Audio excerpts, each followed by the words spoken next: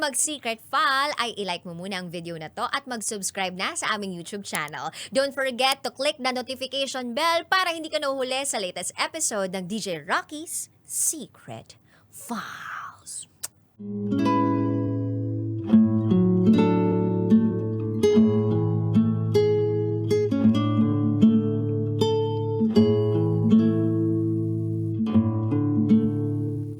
And now, it's time for DJ Rocky's Secret Files with Jello.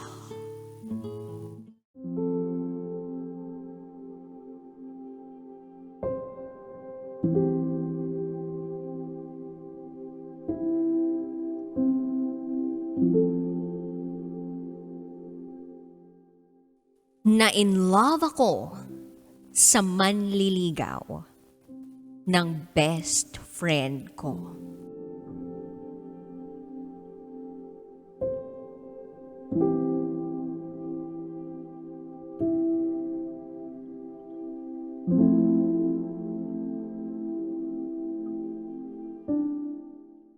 Hi DJ Rocky and DJ Jello. Itago niyo ako sa pangalang Andy. At ito, ang aking secret file. Naalala ko pa, 18th birthday noon ng best friend ko. Invited ako, syempre, kasama yung dalawa pa naming close friends. Honestly, expected na magiging malaking party yun. Maganda siya at sikat sa school. So no surprise para sa akin ang bonggang 18th birthday celebration ng best friend ko. At dahil nasa legal age na siya, merong inuman. Ako naman, kilala bilang makulit at palaging game. Uminom ako ng isang baso ng hard drink. Kahit alam ko na sobrang baba ng alcohol tolerance ko. Isang baso pa lang, ramdam ko na may tama ako. Pero kahit ganun, may mga natatandaan pa rin naman ako sa gabing yun.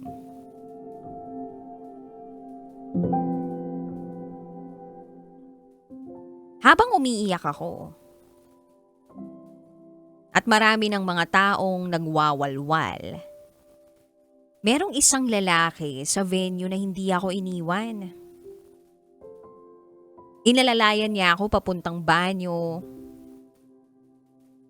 Inalalayan niya ako na makahiga ako sa couch. Kinakalba niya ako. Habang ako, hindi ko makontrol yung sarili ko. Naglalakad ng pagewang-gewang. Hilong-hilo ako. Ewan ko. Merong kung anong kakaiba sa paraan ng pag-aalaga ng lalaking to. Nakaramdam ako na safe ako sa piling niya. Na para bang ayokong mawala siya sa tabi ko. Yung paghawak niya sa kamay ko, yung maingat niyang pag-alalay sa akin, at yung pasensya niya kahit gulong-gulo na ako. Yan yung mga bagay na hindi ko makakalimutan. Kahit antok na antok ako, naririnig ko pa rin yung boses niya. Malalim. Lalaking lalaki. Para bang ang mature niya. Babalik-balik siya sa pwesto ko para i-check ako. Natatandaan ko pang napakapit ako sa t-shirt niya dahil ayaw ko siyang paalisin.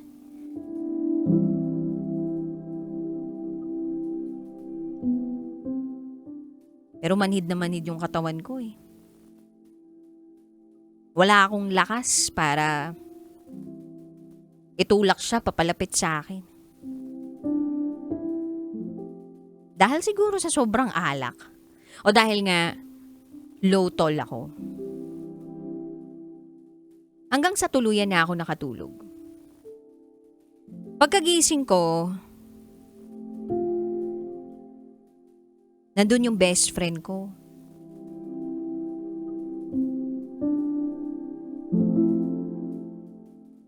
Nagayos ako. At naganda na akong umuwi.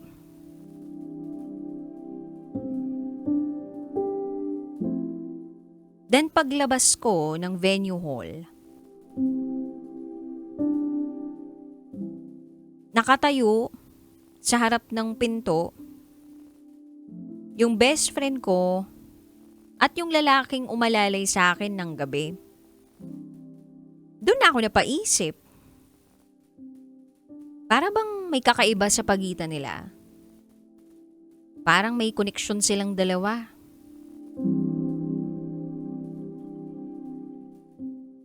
So nagpaalam na ako sa best friend ko at umuwi. Kinagabihan, chinat ko yung best friend ko at dun ko nalaman na nililigawan pala ng lalaking yun ang best friend ko. Nabasag yung imagination ko.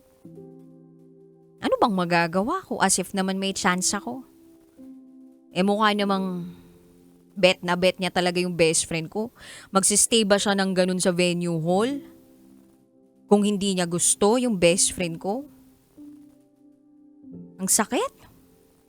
Pero syempre, kailangan kong umatras. Parang kapatid ko na yung best friend ko, no? At hindi ko kayang agawin ng kahit sinong tao para sa kanya. So paulit-ulit kong isinaksak sa isip ko na tigil-tigilan ko ng pagpapantasya dun sa lalaking yon. Pero ewan ko ba yung puso ko? Ang kulit-kulit. Parang curious na curious sa pagkatao ng lalaking yun. Hinahanap-hanap ko siya. Habang naglalakad ako pa uwi, naiisip ko siya. Kahit medyo lumabo na yung itsura niya sa utak ko, yung boses niya parang malinaw pa rin. Bawat oras, bawat minuto, paulit-ulit. Siguro kasi pinaramdam niya sa akin yung matagal ko nang hinahanap. Yung pagmamahal at pag-aalaga. Yung pag-alalay niya nung hindi ako makatayo. Yung mahinhing paghaplos niya sa mga buko. Yung pagtitiis niya kahit ang gulo-gulo ko. Kaya siguro hindi ko siya makalimutan.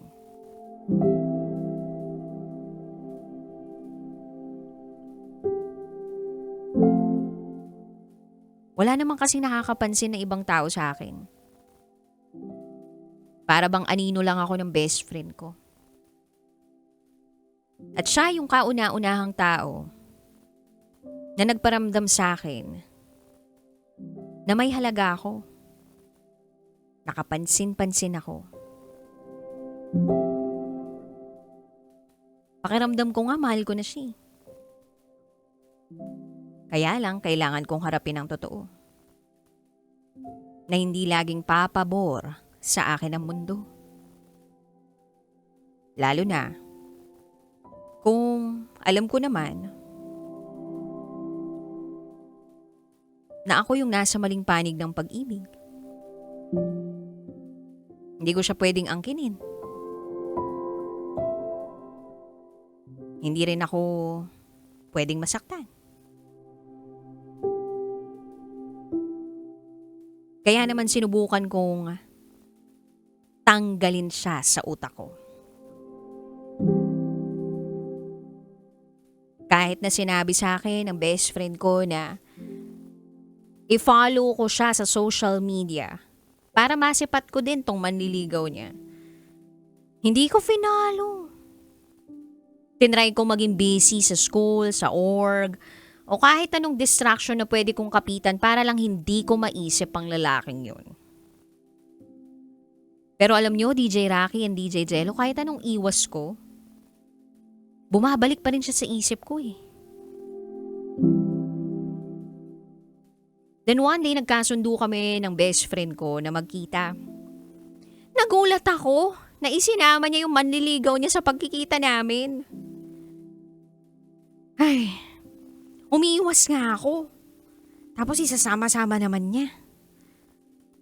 At wala akong choice kundi makipagkwentuhan sa kanilang dalawa. Third wheel ako. Masaya sila nagkukwentuhan, nagtatawanan, habang ako tahitahimik lang sa gilid.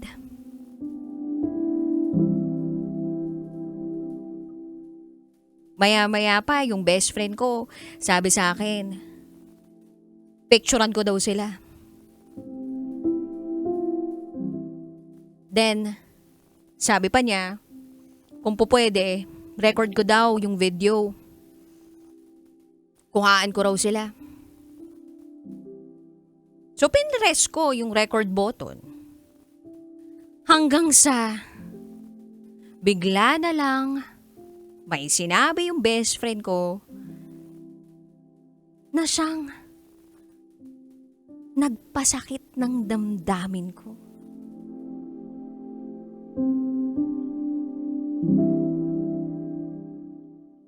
Sabi ng best friend ko, oo na tayo na, sinasagot na kita. Habang kaharap yung manliligaw niya. At habang ako, nagbi-video sa kanilang dalawa. Buti na lang natatakpan yung mukha ko ng cellphone. Kasi parang hindi ko siguro talaga na itago sa rehistro ng mukha ko. Yung lungkot, yung sakit. Yung pagkainggit. Ang saya-saya nilang dalawa. Nanlaki yung mga mata ng manliligaw niya, sabay niyakap siya. Then ginawaran siya ng best friend ko ng halik. Parang gustong tumigil ng mundo ko. Parang ayoko na mag-video. In-stop ko yung video. Then inabot ang cellphone dun sa best friend ko. At sinabing, happy for you guys. Congrats. Na medyo labas sa ilong ang mga linyahang yun. Yung lahat ng ingay sa paligid, dun sa lugar na yun, parang biglang nawala. Parang paghinga ko lang yung naririnig ko. Tapos yung paghinga kong yun, parang hinahabol ko. Tapos, hinawakan ko yung cellphone ko. Nag-scroll na lang ako sa Facebook. Mabigat. Maya-maya pa nagpaalam ako, sabi ko magbabanyo lang ako. Hindi naman ako naiyak sa loob ng banyo. Pero, mabigat. Nagkatuluyan nga ang best friend ko at ang manliligaw niya. Wala naman akong karapatang umangal. Wala rin naman akong ginawa para ipaglaban yung nararamdaman ko para sa lalaki. Pero kahit ganun, ang sakit pa rin. Then nagpost na sila sa social media. Everybody was rejoicing. Was so happy for my best friend. Lahat sila kilig na kilig. Pero ako, palihim na nasasaktan.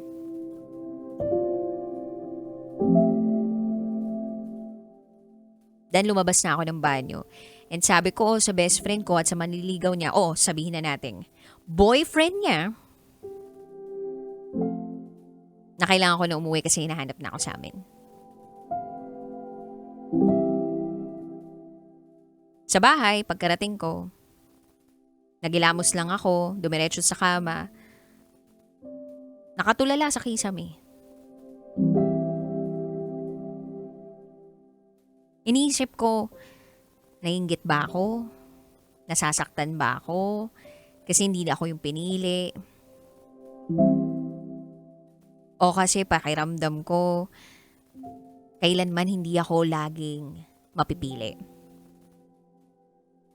Then, nag-scroll na naman ako sa social media. Pagkakita ko, nandun yung picture nila. Pinagmasdan kong maigi yung picture nilang dalawa. Kitang-kita ko dun sa mga mata ng best friend ko na masaya sila. Nandun yung kilig at nandun yung saya. At doon naman sa boyfriend niya, para bang mahal na mahal niya rin yung best friend ko. At ako yung third wheel. Ako yung side character sa kwento nila. Yung tahimik na tagamasid sa likod ng spotlight. Ako yung pansamantalang inalalayan lang pero hindi naman kailanman pipiliin at mamahalin. Sweet talaga siya sa best friend ko. Lahat ng inasam-asam ko na iparamdam sa akin, nakuha lahat ng best friend ko eh.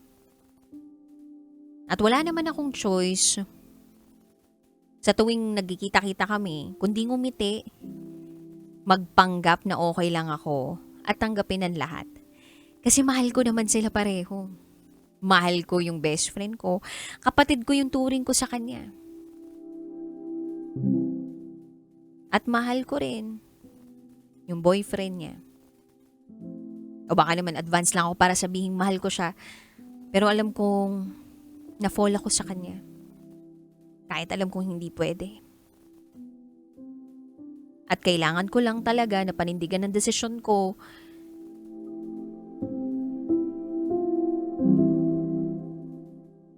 na wag nang manggulo pa.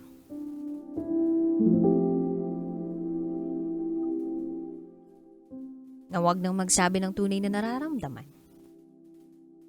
Nabitiwan kung ano man yung dapat bitiwan. Magpalaya kung anong dapat palayain. At maging masaya para sa kanila.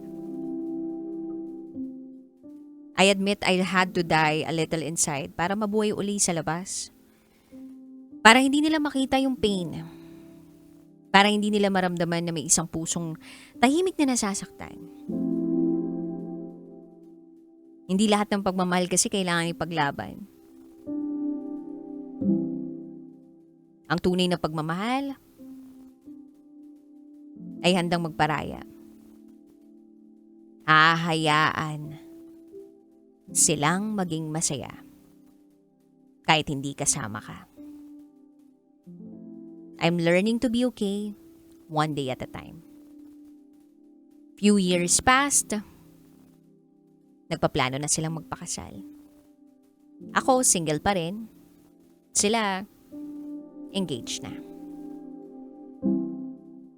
I hope makilala ko rin yung taong para sa akin one day. But for now,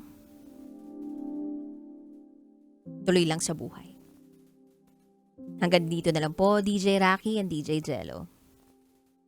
Muli, ako si Andy. At ito, ang aking secret file.